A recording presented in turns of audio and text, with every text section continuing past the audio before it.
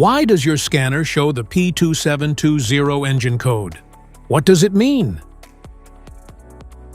P2720 is a diagnostic trouble code for exhaust valve control, solenoid circuit, high bank 1. The P2720 engine code for indicate your engine computer has detected higher than expected voltage in the circuit, controlling the variable valve timing (VVT) solenoid on the side of your engine with cylinder number 1.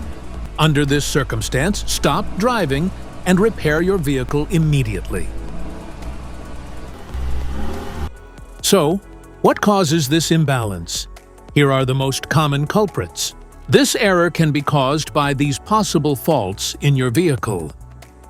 Faulty exhaust valve, solenoid, low engine oil level, damaged wiring or connections, poor electrical contact, faulty engine control module, ECM or PCM.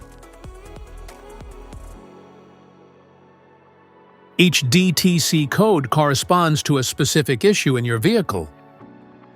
This error code occurs in any OBD2-equipped vehicles, especially in those manufactured since 1996, and it is commonly found in vehicles like Ford, Honda, Nissan, and Toyota.